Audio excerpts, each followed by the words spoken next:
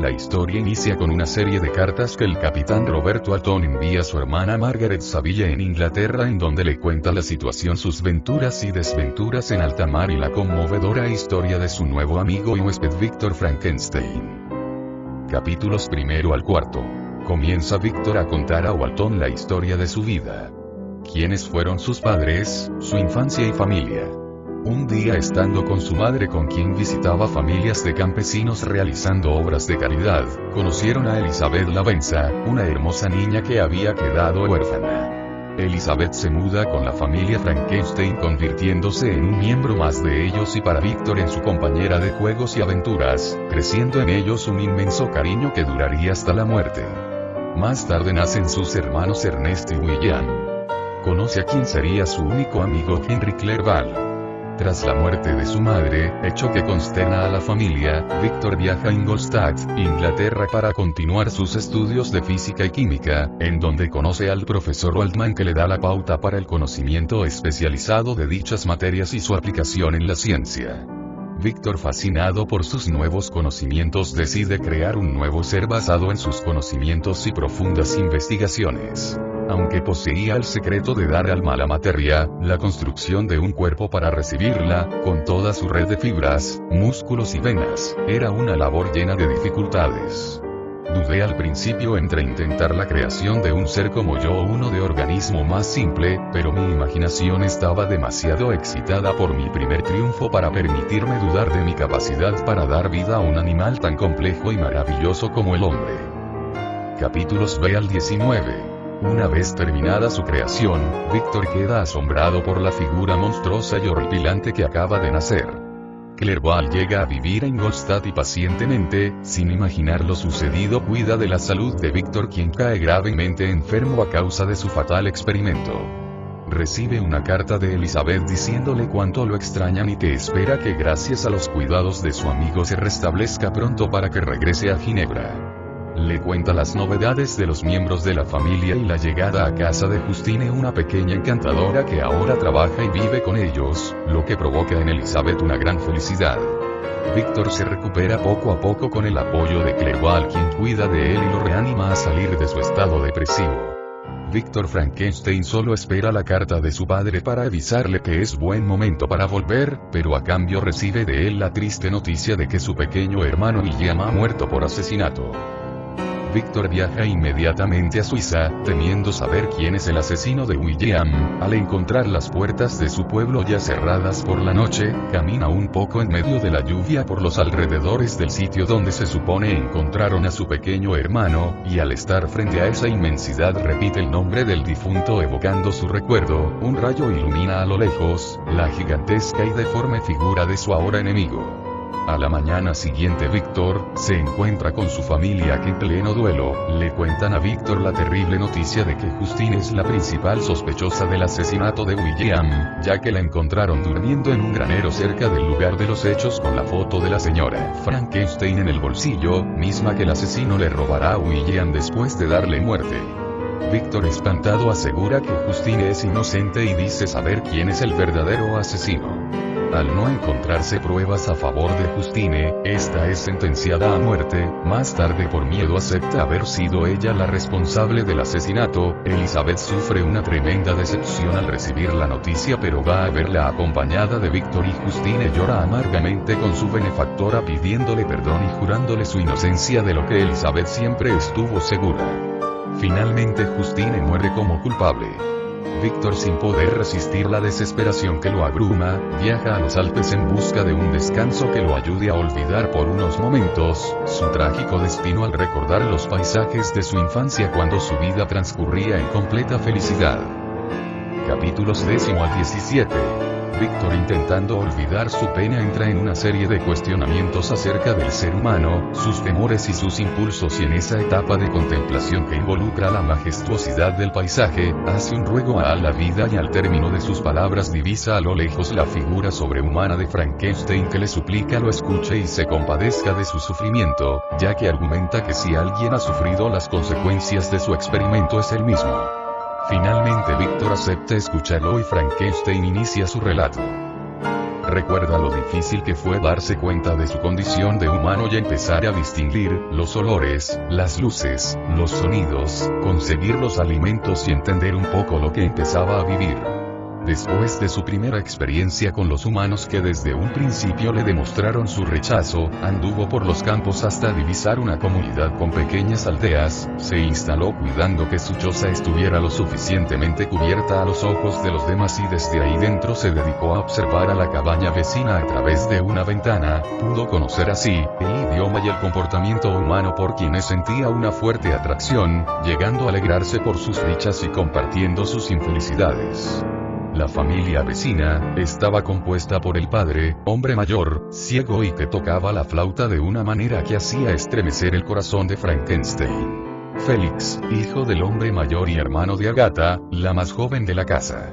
Tiempo después llega Saphire, al parecer esposa de Félix. Poco a poco fue creciendo la estima y el respeto de Frankenstein a la familia, a quienes ocasiones y sin que notaran su presencia, ayudaba, acercándoles alimentos frescos y leña que él mismo cortaba. La idea de poder acercarse a ellos y demostrarles su gratitud y cariño le robaba horas de sueño. Varios días estuvo planeando el momento en que se presentaría a la familia vecina. Llegó a la conclusión de que el momento propicio sería estando solo el anciano, ya que a causa de su ceguera no lo juzgaría por su aspecto físico sino por sus buenos sentimientos. Así pues, una tarde en que todos salieron de paseo, Frankenstein tocó la puerta de la cabaña y haciéndose pasar por un viajero en busca de un descanso, el anciano lo recibe amablemente e inician una charla amistosa acerca de la supuesta familia del viajero que teme no ser bien recibido. El anciano le pregunta de quiénes se trata y Frankenstein, desesperado porque se acercan ya las voces de los demás, le suplica a gritos que por favor lo salve. Al entrar la familia se horrorizan de lo que ven, Saphire cae desmayada, Agatha sale gritando y Félix, queriendo defender a su padre, toma su bastón y arremete contra Frankenstein, que sale huyendo hasta su hogar. Tiempo después se entera al escuchar una conversación que sus vecinos huyeron de la cabaña por dicho acontecimiento, temiendo por su tranquilidad y seguridad del padre. Continúa su relato y llega a la parte en que mata a un niño que, forcejeando con él, le dice que es hijo del señor Frankenstein, así que, encontrando en su muerte una posibilidad de venganza, lo mata y le roba un retrato de una hermosa mujer que deposita más tarde en la ropa de una joven dormida. Al terminar esta historia, Frankenstein le suplica a su creador le fabrique una mujer igual a él para así no sentirse tan solo y despreciado por todos y poder borrar sus ideas de venganza y odio contra él y el mundo entero. Una mezcla de sentimientos y numerosas imágenes cruzan por la mente de Víctor, quien por un momento cree que efectivamente el hacer una compañera para Frankenstein lo alejará de él y su familia para siempre, por lo que promete cumplir su deseo. Capítulos 18 al 21. A su regreso a Ginebra, Víctor se halla mucho más animado, lo que provoca alegría en su padre, quien le recuerda a Víctor el viejo compromiso que tiene con Elizabeth, haciéndole saber que nada sería más dichoso para la familia en esos momentos que su esperada unión. Víctor está convencido de su amor por Elizabeth y dice a su padre que se casará con ella apenas llegue de su viaje, ya que un imprevisto lo manda de regreso a Inglaterra por un tiempo. Elizabeth, feliz por la noticia de su boda y a la vez preocupada por Víctor, se despide de él, acordando ambos su próximo enlace. Víctor y Henry emprenden un viaje por Inglaterra y se despiden en Escocia para que Víctor pueda terminar su trabajo y, viéndose libre, regresar a Ginebra.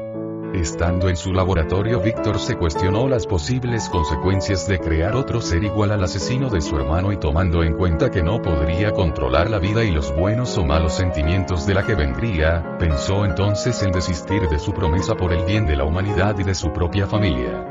Al ver la presencia en la ventana de su perseguidor y convencido que no volvería a crear a un ser tan miserable, destruyó el cuerpo que estaba trabajando, lo que despertó la ira de Frankenstein, quien juró vengarse diciéndole: estaré a tu lado en tu noche de bodas, y se fue.